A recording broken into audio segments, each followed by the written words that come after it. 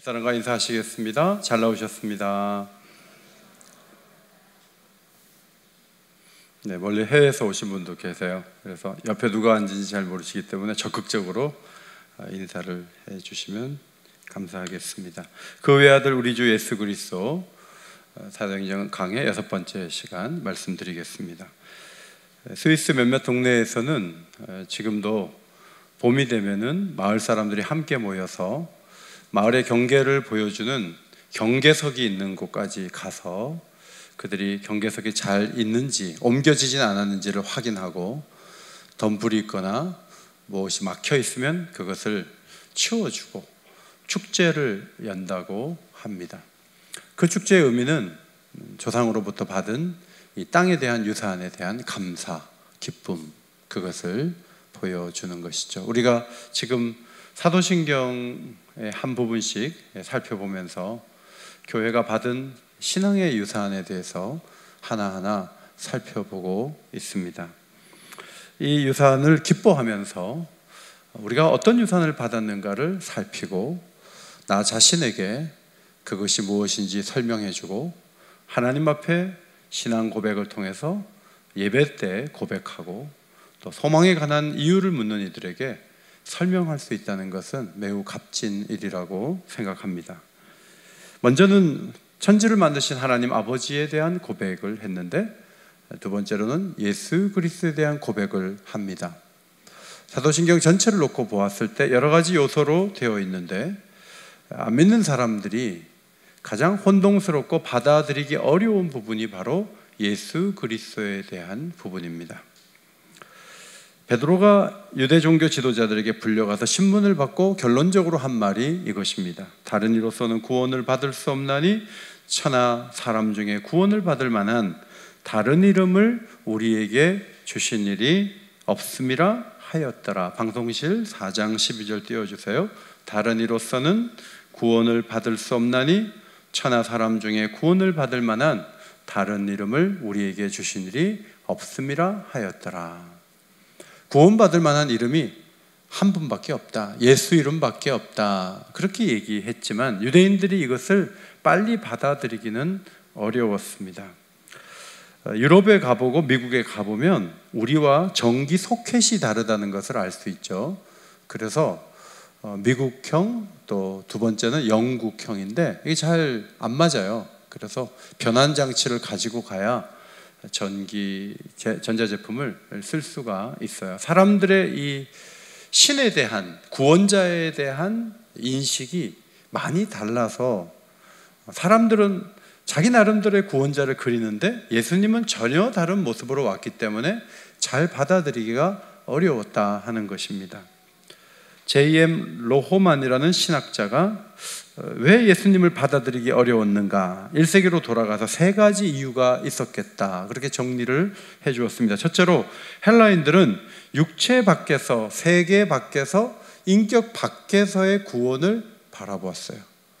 육체를 입거나 세상 안으로 들어온 인격이 구원자가 된다, 이것은 헬라 사람들의 구원자상이 전혀 아니었기 때문에 받아들이기가 어려웠다는 것입니다. 또 헬라인들은 시간 밖에서 초월한 신을 신이라고 했지 시간 안으로 들어와서 우리 곁에 계신 분 도저히 상상할 수가 없었습니다. 유대인들은 희망은 먼 미래에 오는 것이지 현재 올 수는 없다라고 생각을 하는데 어느 날 예수라는 청년이 십자가에 죽었는데 그의 얼굴이 하나님의 얼굴이다, 이러니까 도저히 받아들일 수 없다, 이렇게 나온 것입니다. 세 번째로 사람들에게 성인이나 신의 이름은 어떤 문제의 출발점이지 신이 다 해주니까 선물로 받는 구원에 대해서는 익숙하지가 않았습니다. 부처를 안다 그래서 내가 부처가 되려고 노력도 안 하는데 내가 어떤 혜택을 누릴 수가 없는 것처럼 예수 이름에 권세가 있고 예수 이름을 믿으면 구원을 받는다, 그거는 받아들이기 어렵다. 고대인들이 그렇게 보았다는 것입니다. 그러면 우리가 믿고 고백하는 예수님은 어떤 분이신가를 정리해 봅니다. 그 외아들 우리 주 예수 그리스도를 믿사오니, 외아들이죠. 처음에 나오는 것이 외아들입니다. 외아들이라는 말은 둘이 아니라 하나라는, 유일하다는 뜻도 되지만 보통은 이 헬라어 모노게네스라는 이 단어는 아들이 하나밖에 없는 집안에서 내게 아들이 하나 있습니다. 그때 모노게네스라는 단어를 썼거든요. 그러니까 딸이 여럿 있는데 그 중에 하나를 쓸 때는 모노라는 말을 쓰는 거예요. 그러니까 예수님께도 그렇게 쓰였기 때문에 보통 이 단어를 한 분밖에 없는 하나로 유일하게 낳아진 그런 의미로 해석을 할 수 있지만, 예수님께는 이 외아들을 쓸 때는 유일할 뿐만 아니라 하나님과의 독특한 관계가 있는, 총애를 받는 관계 속에 있는 이런 의미가 이 속에 내포되어 있습니다. 예수님은 유일하시며 그와 같은 분은 없으며 어느 누구도 우리를 위해 할 수 없는 그 일을 그분이 하셨다. 그 의미가 여기에 담겨 있습니다. 여러분, 하나님과 예수님과의 관계를 어떻게 여러분은 마음에 정리하셨습니까? 처음에 하나님과 예수님이 잘 구분이 안 되고 구별이 안 되니까 많은 분들이 어려웠고, 교회는 이 문제로 홍역을 치렀습니다. 오리겐이라는 교부가 있었는데 그는 아주 쉽게 하나님과 예수님과의 관계를 설명했습니다. 양동이가 있는데 위에서 물이 이렇게 흘러오면 이게 넘쳐가지고 수도꼭지를 틀었다고 합시다. 양동이에 물이 넘치면 양동이 안에 있는 분은 성부이시고, 이 양동이가 넘친 그 물에 해당되는 분은 예수님이시다. 이렇게 가르침으로 유출론에 근거한 성부와 성자의 관계를 설명했습니다. 많은 교부들이 그것은 성경적이지 않다, 그것은 예수님에 대한 정당한 설명이 아니다 하고 반대를 하게 되었습니다. 그래서 교회가 논쟁을 하게 되었어요. 로마의 기독교를 공인화시켰던 사람이 콘스탄틴 황제인데, 이 황제가 이 모습을 보고 이걸 빨리 해소를 해야 되겠다, 그런 생각이 들어서 신학자들을 동원하고 중요한 단어 하나를 제시했습니다. 그 단어가 호모우시오스라는 단어예요.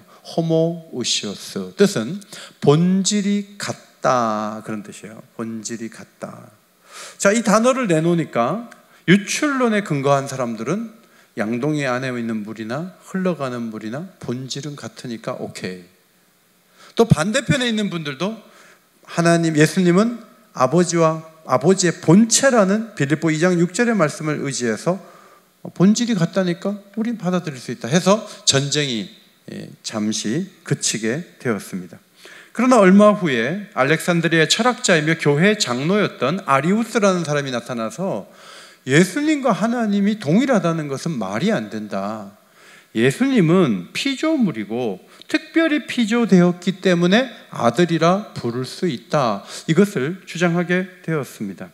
성경을 가르치던 알렉산드리아의 주교 알렉산더라는 주교가 이 아리우스의 이 말은 복음을 훼손하는 것이다, 받아들일 수 없다라고 했지만, 콘스탄틴의 아들 콘스탄티우스 황제가 알렉산더를 파면하고 아리우스의 손을 들어주면서 예수님과 성부 하나님과의 관계를 비슷한 단어지만 호모이오스라고 정의를 내렸습니다. 비슷하다. 그래서 성부와 성자가 비슷하다, 이렇게 교리를 정하게 되었어요. 교회 안에서는 이 교리에 반대하는 사람들이 막 일어났는데, 알렉산드리아의 주교 아타나시우스라는 사람이 나타났어요. 이것은 황제가 복음을 파괴하는 것입니다 하고 저항하다가 파면이 되고 말았습니다. 아타나시우스는 숨어서라도 예수님과 하나님은 비슷한 것이 아니고 동일합니다 라고 많은 사람들에게 가르쳤고 영향을 주었습니다. 콘스탄티우스 황제가 물러가고 데오도시우스 황제가 올라와서 이 문제를 해결하기 위해서 주후 379년에 콘스탄티노플, 지금의 이스탄불에서 모여서 니케아 신앙 고백서를 작성하게 되었습니다. 니케아 신앙 고백서는 이렇게 예수님에 대해서 정의를 내렸습니다. 하나님의 독생자시오, 모든 시간 이전에 아버지로부터 독생하시고 빛으로부터 온 빛이요 참 하나님으로 오신 참 하나님이 예수 그리스도다 라고 정의를 내렸습니다. 60년 동안 긴 논쟁을 하고 파면을 하고 교회 안에 큰 어려움을 겪으면서 온 지중해가 들끓었던 이 문제를 이 한마디의 표현으로 종식시켰습니다. 여러분, 이 교리는 1600년 이상 1700년이 되어가는 아주 오래된 교리예요. 캐톨릭 교회도 이 교리를 존중하고 개신교도 이 교리를 받아들입니다. 오랫동안 이 교리에 흔들림이 없는데 어려움은 무엇인가 하면 성부와 성자가 같다는 말인가 다르다는 말인가 했을 때 쉽게 성부와 성자는 구별되지만 하나이시다 하는 거예요. 우리는 이렇게 되면 어려워지죠. 성부와 성자가 다르면 다르다, 같으면 같다 해야지 다른데 같다는 거예요. 그럼 우리는 혼동을 겪어요. 그러나 성부와 성자는 하나이시다라는 이 중요한 교리, 예수님은 참 하나님이시오 참 인간으로 오신 구세주라는 이 위대한 교리를 그동안 수많은 사람들이 받아들이고 예수님을 내 구주로 영접하고 구원에 이르렀다는 것이 교회에 나타난 놀라운 역사입니다. 이것은 우리의 지혜를 뛰어넘는 하나님의 본질에 대한 중요한 교회 해석이라고 볼 수 있습니다. 독생자, 외아들이란 말은 없고요. 독생자라는 표현이 우리 말 성경에 4번 나옵니다. 요한복음 1장에 2번, 3장에 2번 그렇게 나옵니다. 자, 요한복음 1장 14절을 보겠습니다. 자, 앞에 보시고 같이 한번 읽겠습니다. 시작. 우리가 그의 영광을 보니 아버지의 독생자의 영광이요. 예수님이 오시고 나서 예수님을 보면 아버지가 보이는 거예요. 왜냐하면 예수님께는 빛이 있어요. 성품을 드러내는 빛, 계획을 드러내는 빛, 목적을 드러내는 빛, 이것이 예수님께 있는데 예수님 보면서 아, 하나님은 이런 분이시구나, 그것을 사람들이 알게 되었어요. 저희 집에 셋째가 저를 많이 닮아서 교인들이, 저희 셋째가 지금 교회 온 지가 오래됐는데 그 셋째를 보면 아, 목사님하고 똑같이 생겼다고 그렇게 얘기를 해요. 그런데 그 아이는 저하고 조금 다른 점이 있어요. 저는 요리하는 걸 즐거워하지 않아요. 저는 해주는 거 먹고 그냥 살아요. 그런데 우리 아이는 요리하는 걸 좋아해요. 이 애가 저하고 다른 점이 있는 거예요. 얼굴 모양은 비슷해도 다른 거예요. 그런데 예수님은 성부 하나님 그대로예요. 하나이세요. 그리고 하나님을 드러내요. 구약 성경의 하나님은 좀 무서운 분으로 알려져 있어요. 심판에 가깝다고 여겨졌어요. 그런데 예수님을 보면서 그분의 치유하심과 그분의 가까이 오심과 그분의 사랑, 그런 것들을 우리가 보면서 독생자의 영광을 보는 것이죠. 그 다음에 1장 18절, 아버지 품속에 있는 독생하신 하나님이 나타내셨다 그랬어요. 품속에 있다는 말은 유대의 관용어인데 가장 가까운 관계 속에서 친밀한 관계 속에 있다, 그런 뜻이에요. 어머니와 아기 사이에, 아내와 남편 사이에, 그리고 친구와 친구 사이에 품속에 있다는 이 단어를 쓰면 매우 가깝다, 그런 의미가 되는데 민수기서와 신명기서 두 곳에 품에 있는 자라는 단어가 있는데 집에 가서 한번 찾아보시면 좋겠습니다. 성부 하나님과 성자 예수님 사이에는 완전 무결한, 회방이 전혀 없는 친밀함이 있는 거예요.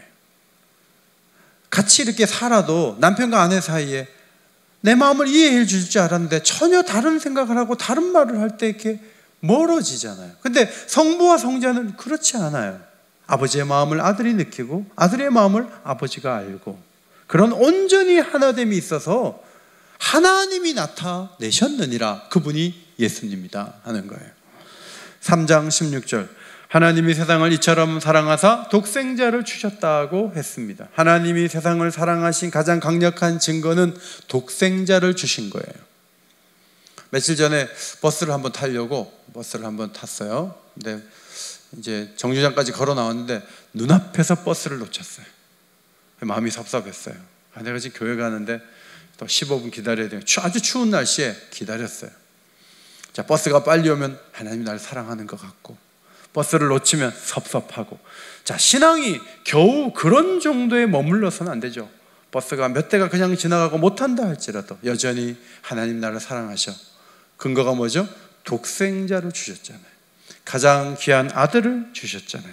목적은 우리가 영생을 얻도록 하시기 위해서, 멸망치 않고 영생을 얻게 하려고. 3장 18절, 믿지 아니하는 자는 하나님의 독생자의 이름을 믿지 아니함으로 벌써 심판을 받은 것이라. 빛보다 어둠을 좋아하는 자는 하나님의 아들 예수님을 믿지 않죠. 믿지 않는 그 자체가 심판이라는 거예요. 세상이 점점 좋아지고 과학기술이 발달함에도 불구하고 죄와 죽음의 이 고리를 끊지 못하고 이 문제를 해결하지 못하고 오늘도 신음하는 수많은 사람들의 고통의 소리가 들립니까? 그러나 예수 이름을 믿는 자에게는 영생이 있고 심판을 받지 않는 놀라운 축복이 있다는 거예요. 하나님의 아들의 독생자의 이름은 너무너무 중요한 것이죠. 오늘 본문으로 돌아와서 12절을 봅니다. 앞에 보시고 한번 읽겠습니다. 시작. 영접하는 자, 그 이름을 믿는 자들에게는 하나님의 자녀가 되는 권세를 주셨으니. 잘 태어나면은 부모 도움으로 살 수가 있죠. 예를 들어 부모가 엄청난 재벌이다. 그러면 자녀는 그냥 돈 걱정 안 하고 사는 거 아니에요? 그래서 뭔가 혈통을 잘 태어나서 좋은 그런 길을 걸어가는 사람이 있어요. 어떤 의지력을 가지고 뜻이 좋아서 환경이 좋아서 뭔가 길이 열리는 것이 있는데 영접해서 하나님의 자녀가 되는 것은 그런 게 아니다. 13절에 보니까 하나님께로부터 났다 그랬어요. 하나님께로부터 난 것이 하나님의 놀라운 주시는 축복이다 하는 거예요. 여러분, 예수 이름을 믿는 자에게 하나님 자녀가 되는 권세를 주신다고 했잖아요. 이것은 크게 6가지의 하나님의 축복을 우리에게 부어준다는 그런 의미를 담고 있습니다. 첫째로, 모든 사람을 위한 기회를 주신다는 의미예요. 모든 사람을 위해서 기회를 주신다. 과거에는 잘못 태어나면 계속 고생하는 거예요. 여러 가지 경쟁에 밀리면 끝이에요. 그런데 하나님께서는 그런 거 다 구분 없이, 남녀의 차별 없이, 나이의 차별 없이, 신분의 차별 없이, 빈부의 차별 없이 누구든지, 처음에 한국에 기독교가 들어왔을 때 이 부분에서 많은 그 하인으로 일했던 사람들이 막 무릎을 치지 않았겠습니까? 백정들이 교회에 와서 먼저 장로님이 되고 놀라운 일들이 이루었던 것은 누구에게나 열려있는 하나님의 축복이 있었기 때문에 그런 거예요. 우리 또한 그래요. 우리가 머리가 좋고 우리가 잘 깨달아서가 아니라 하나님이 문을 활짝 열어놓으셨기 때문에 누구든지 복음을 듣고 믿음을 가지면 이런 축복을 얻게 되는 거죠. 두 번째로는 엄청난 지위를 주신 거예요. 하나님의 자녀가 되잖아요. 자녀의 권세는 놀라운 거예요. 여러분에게 제가 편지를 쓸 수도 있고 전화를 한번 드릴 수 있고 만나서 1시간 대화를 할 수도 있지만 그래도 제 가까이에서 제 것을 다 쓰고 가장 친숙하게 지내는 것은 저희 자녀들이에요. 그런데 우리는 하나님의 자녀가 되는 거예요. 엄청난 축복이죠. 아논이라는 사람이 이런 시를 남겼어요. 나는 주님을 만났습니다. 그리고 후에 알았습니다. 그분이 나를 찾으시면서 나의 영혼을 감동시켜 당신을 찾게 하셨다는 사실을. 내가 찾은 것이 아닙니다. 오 참되신 구세주시여, 나는 당신께 의해 발견된 것입니다. 나는 찾고 나는 걸으며 나는 사랑합니다. 하지만 주여, 나의 사랑이란 주님에 대한 응답일 뿐입니다. 주께서 오래전부터 나의 영혼과 함께 있었으며 항상 나를 사랑하시기 때문입니다. 우리가 하나님을 선택한 것 같지만 하나님께서 우리를 찾고 부르신 줄 믿습니다. 하나님이 하신 거예요. 오늘도 참 어려운 중에 예배를 지금 드리시잖아요. 또 언제 다칠지 모르니까 그래도 한 번 더 교회 가보자 하고 이렇게 나오신 여러분의 용기에 대해서 박수를 드리고 싶어요. 그런데 내가 온 것 같은데 내가 결심하고 내가 왔지만, 모니터 켜놓고 집에 있을 수 있지만 내가 나온 것 같지만, 엄밀하게 보면 하나님이 우리에게 힘을 주시고 나올 수 있는 마음도 주시고 예배 드릴 수 있는 축복을 하나님이 우리에게 주신 것이라는 사실을 깨닫게 되죠. 14절에 말씀이 육신이 되어 우리 가운데 거하셨다. 여러분, 이 신이, 눈에 보이지 않는 그 신이 우리와 같은 몸을 입고 이 세상에 오셨다. 얼마나 놀라운 축복입니까? 스스로 우리와 같은 연약함을 입으셨어요. 역사 가운데 그분이 오셨어요. C.S. 루이스는 웅대한 기적이다. 거기다 몇 가지 수식어를 덧붙여서 놀랍고 크고 웅장한 기적이 예수님이 육신을 입고 이 세상에 오신 일이라는 거예요. 세이어즈라는 학자가 이렇게 말했어요. 태초부터 지금까지 일어난 일 중에 예수님께서 이 세상에 오신 일이야말로 유일하게 진정으로 일어난 일이다. 이 사건에 대해서 두 가지 감정이 있죠. 너무 기쁘다, 이런 사람이 있고, 어떤 사람은 황당하다, 이런 반응을 보이는 사람이 있어요. 어떤 사람은 최고의 계시다, 이건 글의 계시가 아니고 몸이 오신 것이기 때문에 최고의 계시다라고 생각하는 사람이 있는 반면, 어떤 사람은 잡동사니 이야기에 불과하다라고 여기는 사람도 있다. 그런데 세이어즈가 물어요. 하지만 그것을 따분하게 여긴다면 도대체 어떤 것을 흥미진진하다고 말할 수 있을까? 여러분을 흥미진진하게 하는 게 뭐죠? 작년에 10번, 18번 그렇게 방영했던 드라마인가요? 드라마 앞에 서면 1시간이 그렇게 금방 흐르는데 예수님 얘기를 하면 눈을 감아버린다면 그 사람의 관심은 도대체 어디에 있는 건가요? 저도 오늘 설교 준비를 하면서 다 아는 예수 얘기를, 예수님이 몸을 입고 오셨다는 그 얘기를 여러분에게 전할 때 우리 교인들이 그걸 모르나? 이미 다 알고 있는데, 십자가에 죽으신 것, 3일 만에 부활하신 것 다 고백하는 사람들이 모여서 예수님에 대한 궁금함이 없는데 내가 그 얘기를 하는 게 뭐가 흥분되는 일이지? 라고 제가 자문할 수 있어요. 그런데 그것은 잘못된 물음이에요. 예수 얘기만 하면 우리의 속사람이 춤을 추고 우리 안에서 일어나는 축복이 있는 것은 우리 속에 그분의 생명이 있기 때문에 그래요. 예수님 얘기하면 눈을 뜨시기 바랍니다. 예수님 얘기하면 기쁨이 올라오시기를 바랍니다. 예수님은 우리를 살리는 분이에요. 그분의 생명이 우리에게 왔어요. 얼마나 놀라운 축복이에요. 그분이 일하심, 그분의 행적, 그분의 하나하나가 우리를 살리는 거예요. 세상은 살맛이 별로 없어요. 그러나 예수님을 바라보면 우리는 살아나는 축복을 받았어요. 그분 얘기만 하면 눈동자의 동공이 커지는 축복이 있게 되기를 바랍니다. 그것이 우리가 받은 축복이에요. 그 재미가 없고 그 기쁨이 없으면 예수님 믿는 거 힘든 거예요. 저도 그래요.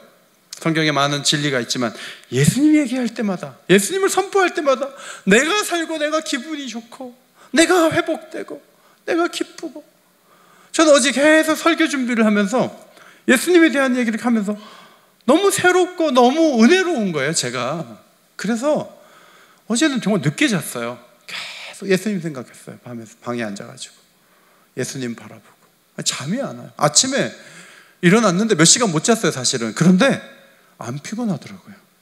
예수님을 바라보고 예수님을 주목하게 하는 것은 우리에게 주신 놀라운 축복인 줄 믿습니다. 육신이 되어 오신 예수를 보며 우리는 모두 죄와 타락으로 인해서 스스로 구원할 수 없다는 것을 우리는 깨닫게 됩니다. 하나님만이 우리를 구원하실 수 있어요. 참된 신이시오 참된 인간으로 오신 그분이 십자가를 져주심으로, 그분의 죽으심을 인하여 우리는 대속의 은혜를 입고 우리는 하나님의 자녀가 될 수 있게 된 거죠. 예수님이 육신으로 오셔서 그분을 믿음으로 자녀가 될 수 있다는 사실은 우리가 죄와 타락 속에 있었음에도 불구하고 우리의 가치가 얼마나 대단한가를 보여주는 거예요. 우리가 대단한 존재가 되는 거예요. 제가 우리 교회 좀 연세 높으신 권사님께 편지를 한번 썼거든요. 그때 그 권사님께서 전화를 주셨는데 저보고 내가 이렇게 나이도 많고 교회도 잘 못 가는데 내가 뭐라고 목사님이 편지를 썼냐고 그러시는 거예요. 그래서 제가 그렇게 대답했죠. 권사님은 대단한 분이세요. 권사님은 너무너무 소중한 분이세요. 여러분, 우리는 우리를 무가치하다고 생각할 때가 많아요. 그런데 그렇지 않아요. 우리가 나이가 들고 병들고 힘들어도요, 우리가 가난하게 돼도 우리는 가치가 있는 존재예요. 왜냐하면 예수님을 세상에 보내주셔서 그분을 십자가에서 생명을 지불할 만큼 우리는 가치가 있어요. 아멘입니까? 그렇게 큰 사랑을 하나님이 우리에게 주셨다는 거예요. 저는 제가 대학 2학년 때 어머니께서 제게 권유했던 일을 여러분께 가끔 소개한 적이 있습니다. 대학 3학년 진학해야 되는데 너 휴학하면 좋겠다. 교회 너 후배 하나가 등록금 없어서 장학생이 됐는데 반내도 못 내가지고 휴학하게 생겼어. 그래서 저는 제가 휴학하고 그 친구에게 그 돈이 지급됐는데 장학금을 받아가지고 책도 사고 옛날에 교련복까지 딱 사니까 어머니 준비한 돈이 딱 맞았어요. 나중에 박사학위를 받을 때 그 논문에 어머니 이름 석자를 그 학생이 넣어줬어요. 제가 이런 얘기를 하면 자기 자식은 휴학시키고 남에게 그걸 준다? 어머니 참 훌륭하고 독특하고 대단한 분이라고 사람들이 감동을 받아요. 그러면 여러분, 등록금 정도가 아니고 아들을 내어주시고 생명을 바쳐서 십자가에서 죽었어요. 그렇게 하신 분이 성부 하나님이에요. 그럼 성부 하나님에 대한 메시지가 선포할 때마다 여러분이 감격하나요? 하나님이 그렇게 우리를 사랑하셨어? 그렇게 큰 대가를 치르셨어? 정말 하나님이 그렇게 하셨어? 우리가 그렇게 가치 있는 존재야? 하나님 사랑 놀랍다. 여러분, 하나님께 점수를 주십니까? 하나님께 감동합니까? 하나님의 그 은혜와 사랑을 기뻐합니까? 그것이 정상이에요. 그런데 하나님은 그렇게 하는 게 당연하고, 내가 기도한 거 몇 년째 기도 제목인데 그거 왜 안 들어주신지 몰라 하고 하나님을 원망의 대상으로 여긴다는 것은, 그것은 하나님을 제대로 보는 모습이 아니죠. 예수님은 육신을 입고 오셨어요. 그래서 우리의 연약함을 친히 겪어서 우리의 아픔을 아시죠. 자, 히브리서 4장 15절을 함께 읽겠습니다. 앞에 보시고 읽습니다. 시작. 우리에게 있는 대제사장은 우리의 연약함을 동정하지 못할 리가 아니요 모든 일에 우리와 똑같이 시험을 받은 이로되 죄는 없으시니라. 위에서 그냥 전제하시니까 다 알고 있어 이게 아니고요, 직접 오셔서 함께 하면서 우리와 같은 경험이 있기 때문에 얼마나 인생을 사는 것이 힘든지를 아시는 거예요. 그래서 우리를 동정하시는 거예요. 한 번은 목사님들하고 시차를 해서 멀리 가서 수련회를 했어요. 저는 거기 처음에 안 가려고 그러다가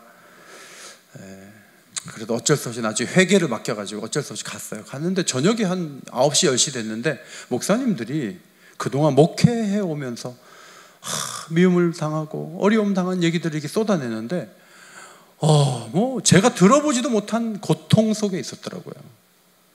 뭐 그냥 깡패가 동원이 돼서 막 절벽 위에서 미는 경우도 있었고 뭐 엄청난 일이 있었어요. 그래서 제가 그분들을 보면서 와, 나와 같은 길을 가는 분들이구나. 목회의 그 어려움들을 저분들은 다 경험을 먼저 하셨구나. 그러니까 그분들하고 그 다음에 볼 때는 마음이 활짝 열리는 거예요. 예수님이 동떨어져서 멀리 계신 게 아니에요. 예수님께서 이 세상에 오셔서 우리와 같은 경험을 하시고 우리를 동정하신다는 말씀이에요. 그래서 이분을 경배할 때는 그냥 존재가 다르고 크니까 경배하는 게 아니에요. 위치와 지위가 달라서 그냥 경배하는 게 아니에요. 그분의 희생과 섬김과 사랑을 경험하면서 경배하기 때문에 그 경배 속에는 마음을 담는 거예요. 힘을 다하는 거예요. 찬양 가사 가운데 이런 가사가 있어요. 주님만이 내 아픔 아시며 주님만이 내 맘 어루만지네. 주님만이 내 아픔 아시며 주님만이 내 맘 어루만지네. 어느 누구도 나를 향하신 주님의 사랑을 끊을 수 없네. 주님만이 내 능력이시며 주님만이 나의 구원이시네. 어느 누구도 나를 향하신 주님의 사랑을 끊을 수 없네. 많이 힘드시죠? 주님만이 우리 아픔을 아시는 줄 믿습니다. 주님은 우리 아픔을 아세요. 이 세상에 다녀가신 분이에요. 그래서 그냥 육신으로 왔다는 교리를 가르치려고 하는 게 아니에요. 우리 마음을 아시는 분이 구세주다 하는 말씀을 드리는 거예요. 15절에 예수님이 오심을 처음 증거한 인물이 세례 요한이죠. 그는 당대 가장 존경받는 사람이었어요. 그의 메시지는 말라기 선지자 이후에 400년 만에 그가 선지자로 왔다는 것을 모두가 인식할 만한 대단한 파워 있는 메시지가 선포되었어요. 사람들은 혹시 그가 메시아가 아닐까 바라봤어요. 그런데 그가 말해요. 나는 물로 세례를 베풀지만 뒤에 오시는 한 분이 계신데 그분은 나는 그의 신발끈을 풀기에도 감당하지 못하겠노라 라고 증언을 했어요. 사도 요한은 예수님이 오셔서 우리에게 충만한 은혜를 주신다고 했는데 그 은혜를 사도 요한은 16절에서 은혜 위에 은혜라고 표현했습니다. 따라합시다. 은혜 위에 은혜. 은혜 위에 은혜를 주신다는 거예요. 어제 은혜를 받았어요? 그러면 오늘 은혜 주시지 않을까요? 어제 주신 은혜를 오늘도 주시고 내일도 주셔요. 그분은 은혜가 넘쳐요. 목회자가 은혜를 받습니까? 그러면 장로님들도 은혜 받을 수 있어요. 장로님들이 은혜 받습니까? 모든 성도들이 받을 수 있는 은혜를 하나님은 예비하고 계세요. 그분이 은혜가 부족해서 우리가 은혜 받지 못하고 난 예배 시간에 그냥 집에 갔다. 그건 내 책임이에요. 하나님은 은혜를 주시는 분인 줄 믿습니다. 하나님 은혜를 부어주세요. 넘치게 부어주세요. 아이들이 원하는 걸 부모가 다 해줄 수가 없잖아요. 그러나 우리 하나님은 아이들뿐만 아니라 모든 그리스도인들이 원하는 것들을 해줄 수 있는 은혜를 갖고 계세요. 은혜 위에 은혜. 5,000명을 먹이시고 오병이어로 5,000명을 먹이시고 12바구니에 그 남은 것들을 거뒀다는 것은 그분의 은혜가 얼마나 큰가를 보여줘요. 마태복음 9장에서 한 관리가 예수님께 나왔어요. 우리 아이가 방금 죽었습니다. 죽었는데 어떻게 하라고요? 그래서 예수님이 그 집에 가시는 거예요. 가는 중에 12의 해를 혈루병으로 앓았던 여인이 손을 내밀었어요. 예수님께서 능력이 나가는 것을 경험하시고 여자를 찾았어요. 여자의 구원을 선포하시고 그를 치유해 주셨어요. 그리고 죽은 아이 집에 가서 아이의 손 위에 손을 얹을 때 그 아이가 일어나는 거예요. 뭘 보여주고 있는 거죠? 그분의 은혜와 능력은 우리의 상상을 초월하다는 것을 보여주고 있는 것이죠. 우리도 구원을 받았어요. 은혜가 넘치시니까 성령을 부으셔요. 성령을 부으신 것으로 모자라서 우리를 성장시키세요. 성장하는 것으로 모자라서 안식할 날과 안식할 공간을 준비하세요. 은혜를 주실 의향이 있고 충분한 능력이 있으세요. 오래전에 우리에게 생명을 부어주신 분이세요. 17절 율법은 모세로 말미암아 주어진 것이요 은혜와 진리는 예수 그리스도로 말미암아 온 것이라.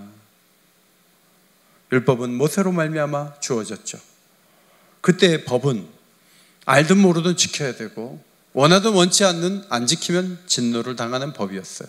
그런데 예수님이 오신 다음에 은혜를 부어주시니까 그 진리는 나를 살리는 진리고 도가 되어 자발적으로 기쁨으로 하나님을 섬기는 세계가 열리게 된 것이죠. 말씀을 정리합니다. 예수는 하나님의 독생자이며 육신을 입고 세상에 오신 그리스도가 되십니다. 그리스도이십니다.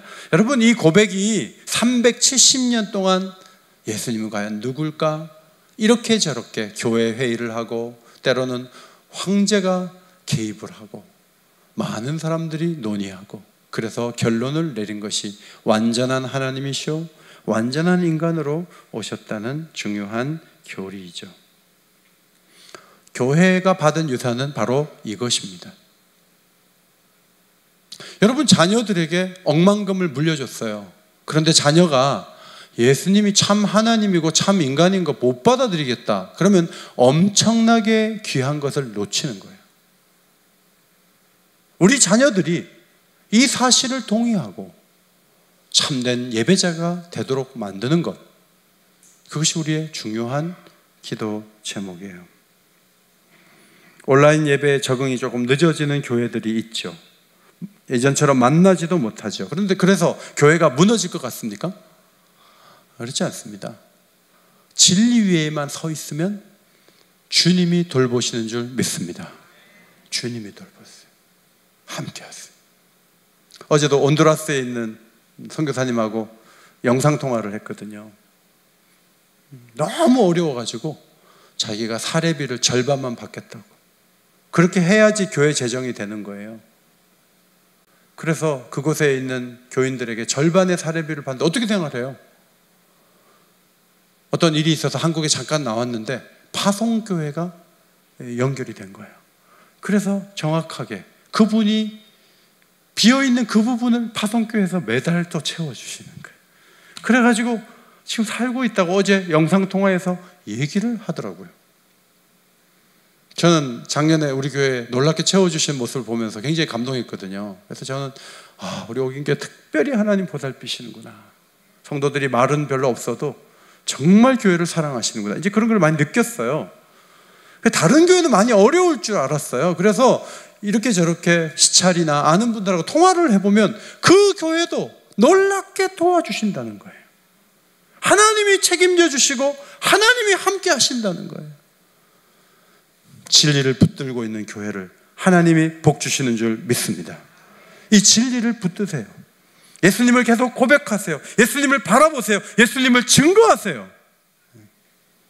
저희 승모님 한 분이 일본에 계신데 계속 무슨 이렇게 보내주세요. 카톡으로.